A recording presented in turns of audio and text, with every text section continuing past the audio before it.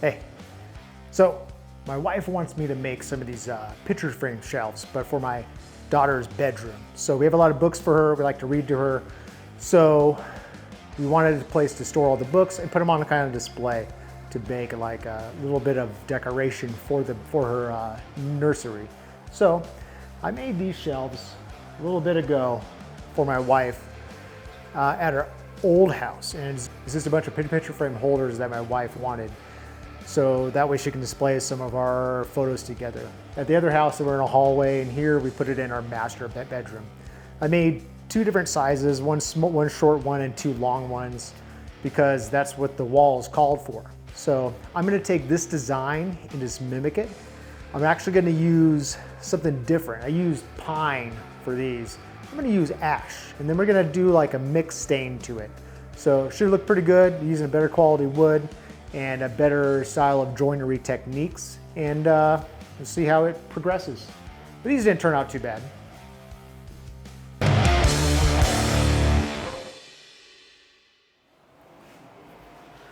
So this is the corner where my wife wants me to make these shelves and put them and install them. So I'm just gonna hang them here and hang them here. So all I need to do is just kind of measure this area and see how big I want it. I'm gonna make this one probably about 28 inches. This one about 20 inches, I think. And we'll go from there. First things first, it's time to cut these boards to length and rip them to size. I'm using 4/4 white ash. White ash is pretty cheap and easily obtained out here. It's definitely overstocked at our lumber store. I'm using S3S, and S3S means it's surfaced on 3 sides, and there's one raw edge that I have to just clean up. Now, granted, this has been probably sitting in my shop for a while, so I need to mill it up, and I will. First, I cut off the end, as you saw, just to remove any kind of checks and also to square up the factory edge. After that, I measure out exactly where I want the shelves to be, and I set up that stop block. You can see the stop block on the far end over there. And I set it up just to make sure I get repeated cuts. I need 4 28-inch long boards and 4 20-inch long boards. And that's because each shelf, I'm doing 2 of each shelf requires 2 boards. So 8 boards all together. And the stop block just makes it so much easier in order to get what I'm looking for.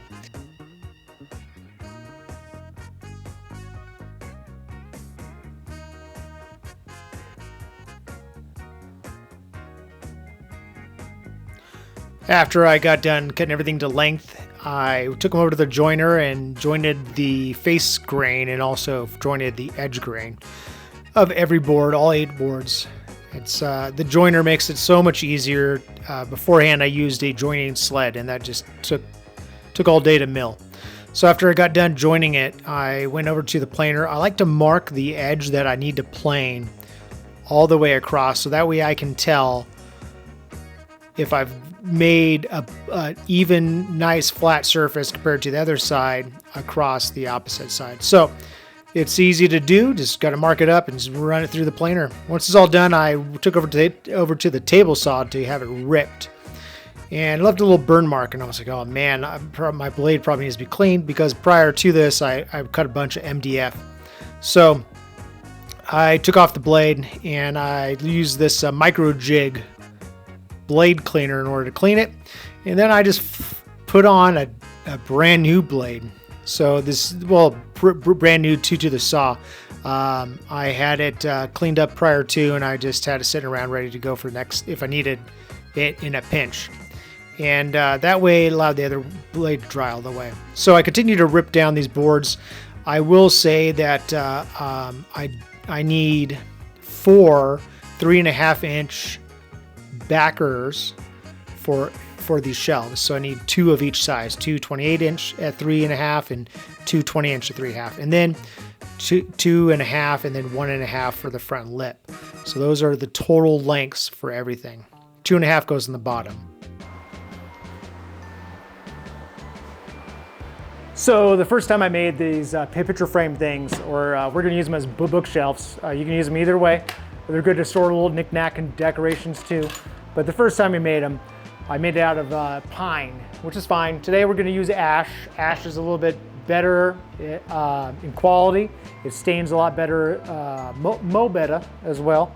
But it's just a more easy wood to work with than pine. Pine is so soft, it bends, it warps, it twists. You get it milled up, you're like, oh cool, this is good to go. And all of a sudden, like a little bit of moisture comes in and the thing goes wonky on you. Ash is the way to go for this build. So the first time I made it though, I used a doweling jig. This little doweling jig right here actually. I bought it from Lowe's or Home Depot years ago. I don't even know if they still sell it, but it's cool. It comes with these little registration pins and these cool bits with it too, brad point bits. But I upgraded since then. I built some other things with this jig as well, but built a table or two. And then so I needed something a little bit more streamlined. So what I did is I went on to Grizzly and I got this little guy right here. This guy makes life a little bit easier. What it does is that it uses these drill bits down here to drill 2 holes for dowels. You can adjust the depth of them and the height of them a little bit. There's a little bit of play with it. There's also registration lines in here too, so that way when you're marking up the alignment between board to board, it's a little bit easier to make sure that that fit is nice and tight. This thing was less than 100 bucks. I think on sale I got it for like 85, 90 bucks. But I'm going to probably sell this because I haven't used it since I got the domino. Like I said, I got it from Grizzly. It was like Grizzly green. I think Titan or some other company that's orange makes a different version of it. Theirs is a little bit more expensive. This is the cheapest one out there in the market. I used it for a lot of tabletops, worked great. But now, because I've upgraded and made my life a little bit easier, I got the domino, the way hated domino. There's plenty of videos out there how to use all this stuff. Let's go ahead and get to these holes all drilled out here, doweled out, dominoed out, whatever.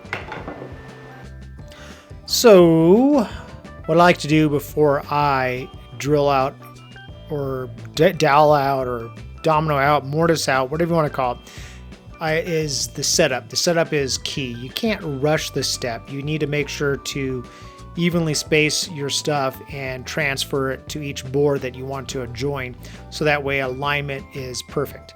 So here I am, I have an even length, 28 inches and 20 inches, so I'm doing it every 4 inches, which leaves me with several dowels throughout it. So I went ahead and extended the marks across all that one board, and then I used that first board as the storyboard in order to mark the other boards. And this was easy just to transfer it and then transfer that line all the way across. Once I had all the face grains marked up, I moved on to the edge grain and I marked that up as well, and you'll see that in the next shot here. And so by doing that, that's where I'm going to register the domino on that edge. So as you can see, I'm lining it up. I will say that this hip thrust method is the way to go. I'm using that patented Jason Hibbs from Bourbon Moth hip thrust method on this domino. First time I saw it, I laughed. I thought it was just a gimmick, like he's just doing it just to be funny. But in reality, like, see my 2 hands, I'm using it in order to keep that domino straight on that reference edge in order to get a nice, clean and flush mortise. It's best to go slow with this. As you can see, sometimes I'm speeding through. I'm still learning how to use that thing. Afterwards, it is time to pre-sand all these boards. Pre-sanding is important because pre-sanding allows me to glue it together. The first time I made these boards, I did not pre-sand, and it was a pain in the butt in order to do it. I've never made that mistake again.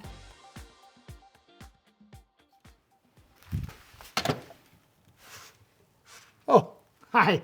All right, so there's a way we have to hang this on the wall.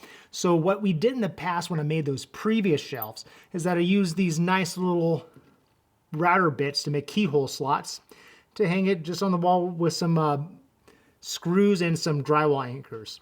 That works just fine. This one right here, the blue one, is Bosch. I just bought it at Lowe's for real cheap. Or you can get it cheaper, get the Amazon special. As you can see, some of that yellow coating is already falling off. But I use these a lot on various projects, and it seems to work just fine. My only concern is that if a little bit of weight, extra than the weight of the books or the weight of the pictures, gets exerted on these shelves, the little piece of wood that's holding the screw is going to snap off and that shelf's going to fall. So what I'm doing instead is I'm using a new tool that I have in the shop. So I used a CNC to mortise out these little voids and this channel for this little hardware to fit into. And they just snap right in there like that. And now I can put small screws on either side, and that's nice and secure. And I don't have to worry about the little thin piece of wood snapping off when a little bit of extra force might be exerted on it. So you could also use a router and a template in order to achieve this goal. However, I have a CNC. I'm using that CNC. Let's go. Easy to do. Before I bought the CNC, I would use my router and a template to do everything, and it worked fine. Now that I have this CNC, it makes life a lot easier because I'm using it. I've been able to use it for these tasks. Mainly, I use this machine to batch out products, but this right here is a great application for it. I can get that slot just perfectly tight. As you can see, I had trouble bringing it out. And once I had it set up, then it was easy to do. So I just nailed that for all 4 shelves, and then took it over to the assembly bench in order to assemble everything. So lots of glue. You don't want too much, you're going to get squeezed out, so you got to be careful, but you want to make sure you have ample enough glue in order to have a good, nice, tight joint. So once I had the glue spread, I put in all the dominoes, and then I glue the other edge as well in order for that to make, I want to make sure that there's enough glue in there for a good adhesion. I am using Type Bond 2 right here, which is very yellow. I since the subsequent shelves I made after this, I used Weld Bond, which dries clear. It's a nice clear glue seam, so it's not as noticeable if you have any kind of squeeze out. You do sand it and clean it up, blah, blah, blah. However, just having that white makes life a lot easier.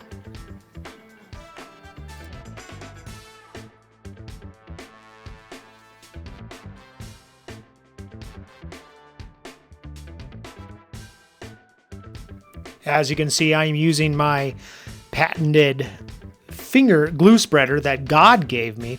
And I say that I do own a lot of silicone glue spreaders, about 3 of them.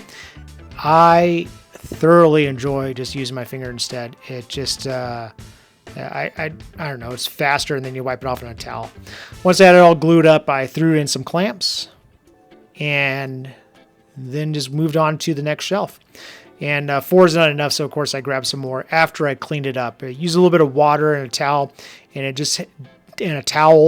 helps you break down that glue bond, so that way you're able to get that excess squeeze out of there. I didn't have too much, but I just want to be thorough with it to make sure I have everything out of it.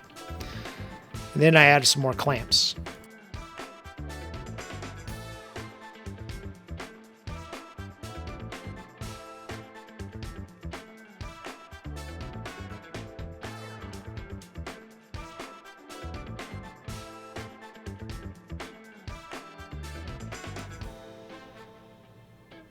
So once I had all of those shelves done, I moved on to the next and the next, and I ran out of small clamps. So I had to move on to these bigger clamps, but it got the job done. Once everything was out of the clamps, I waited about 30 minutes. Now you can wait. You probably should wait a little bit longer. If this was like a tabletop, I would have waited longer. But because this is just a shelf and there's not going to be a lot of force on it, I went ahead and just waited the 30 minutes. I actually waited an hour, and then after that, I took it out of the clamps. And I didn't apply a lot of excess force or shear force in it, so I was confident that I would not break it apart. Once I trimmed them all up, then I took it over to the router table in order to put a nice round over on. I'm using a 1/4 inch round over bit from CMT Tools, and it just gives a nice clean profile to the shelves and makes them just look a lot more professional and just more sturdily built. It also breaks off those sharp edges. So after that, I took it over to the sander and I sanded using this soft pad all the corners just to make sure all the corners are done. All the faces are already sanded down, which is fine, but now it's time to get the corners. So I noticed while I was doing that I had a small gap here or there on the bottom side where the seams are. Not on the top, but on the bottom side. So easy fix, put glue, you smear it all in those cracks, and then you wipe off the excess. After you wipe off the excess, you want to sand it with the dust collector off. That allows the dust fibers to get into the cracks with the glue and create a nice seam that you cannot see. It blends in with the wood. All right, so how we're going to finish this is going to be what's called stain stacking. So I gave these options to my wife and she chose this one right here. It's kind of like a whitewash with a dark stain. So how stain stacking works is that you use 2 different kinds of stain. To achieve this side, I use this white, just regular Minwax stain. It's semi-transparent, and I put that on first, let it sit for a little bit, wiped off the excess, and then I use this other Minwax that I have a gallon of because I bought this a long time ago thinking I needed more than what I actually needed, and it's just the classic gray from them. So I put on the white first, wipe off the excess, put on the classic gray, wipe off the excess, and that's what you got this. This is the exact opposite of this side. I use the classic gray first, and then I use the white stain, semi-transparent stain on top, and I use the same method of one coat, wipe off the excess, another coat, wipe off the excess, and this is what you got. This right here, I will note, is it's a little blotchy. Usually ash does not blotch like that. Pine blotches more like this. So I'm actually kind of glad that she's going to get this because this might look like poo later on. So let's get to it. All right, so I'm using a semi-transparent white stain right here. So it is a very thick stain, so it does not fit into the smaller pores of the wood. So it's important to, depending on what look you want, the look we're going to, you want to put on a liberal amount all over the place and then wipe off the excess. That will saturate the bigger pores of the wood. Once that's all done, then you want to switch over to your thinner, more watery stain, and this will fit into the smaller nooks and crannies of the wood and leaves you with a nice little accent dark to the grain with the white showing. After everything was dry with the stain, I went ahead and put on some Odie's wood sauce, whatever it's called. I typically, I know, if you know, you know, but I don't use Odie's anymore. This was the last application of Odie's. You can see I have two different jars there because I just wanted to get rid of what I had on the shelf. And because these are not going to be exposed to a lot of humidity here in El Paso, it's relatively dry, and it's going to be inside with HVAC, so I wasn't too worried about it moving on me. So I have since moved on to different finishes. My go-to is Rubio, but the Nuba wax from Bumbleshoots is very nice as well. After that was all done, I threw in this keyhole hardware. It fits really nice and snug in those pocketed out little recessed holes. I lined it up with my square, and then I drilled some pilot holes in order to make sure that I didn't split the wood when I drove in these little tiny screws. So these little tiny screws went in there, and it's surprisingly holds in there very, very well, especially because this pocket's really tight anyways. I'm not too worried about this falling out. I have noticed that a lot of people have the center self-centering drill bits. I need to get me some of those because that would make this process a lot easier. So once I screwed that in by hand, because I don't want to over torque it with a drill, I did it to the other side as well. And then I did it to the other 3 shelves. So after I did that, I made this template out of some scrap 1/2-inch plywood. I drilled the holes according to where the keyholes aligned, so that way all I had to do was just put it up to the wall, level it out, and then use another drill in order to drill the pilot holes, or at least mark in the drywall where the drywall anchors were going to go. These drywall anchors I'm using are a 40-pound rated drywall anchor, which is more than enough. Actually, I think it's more than that. I think it's like 60-pound drywall anchor. I forget how much. But either way, it's more than enough, because with the distribution of weight across both of those, they'll hang up nicely, and I'm not too worried about these shelves coming down. These are, the bottom shelf is about 3 feet off the ground, and so that way I'm not too worried about my daughter climbing on these and pulling it down on herself and bonking herself in the head. But you know, kids will be kids. Who knows? It might still happen.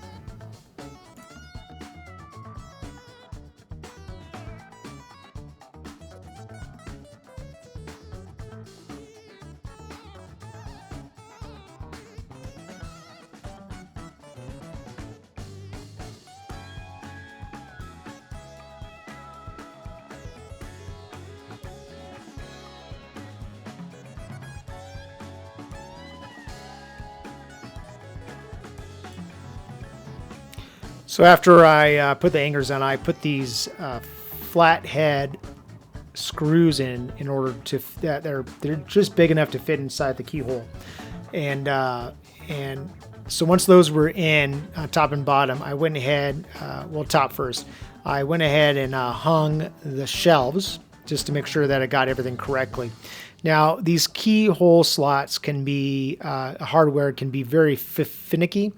Even if you get your template right, for your drilling guide template right, it can still be a little bit tricky, but you just finagle it and take your time so you don't destroy or mess anything up, and it's just fine and perfectly level because we leveled it before.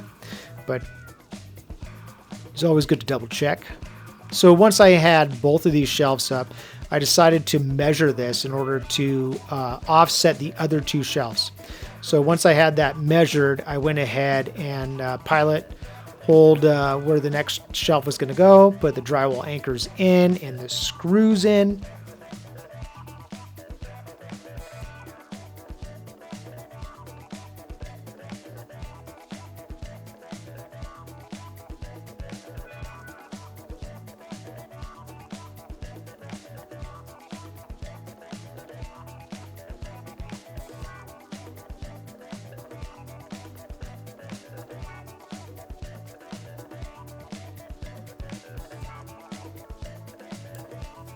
Once I tested that top spot, the top shelf, I made sure that it was level as well. It was the smallest level that I had, the only one that would fit in this area. And then I measured, using that measurement that I took from the other 2 shelves on the opposite wall, on the adjacent wall rather, I went ahead and measured out. It was about 12 inches, so 1 foot. So from the bottom to the top of where that needed to be. So I went ahead and used my level in order to get a nice straight line from center of the anchor above and below. And then once I had that, I went ahead and marked out my area. This time I didn't drill. You can just use a drill bit that fits in that hole and just push it. That's also a good way to do it. And then you just use that little divot in the wall as your reference starting point for your drywall anchor.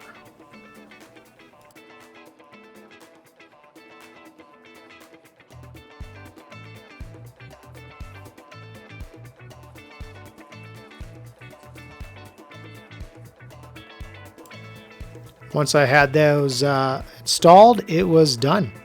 So now it's time to just look back and see exactly how good of a job you did, right? So like I said before, it takes a little time to finagle with these keyhole anchors, but they're nice and sturdy afterwards, that's for sure. All done.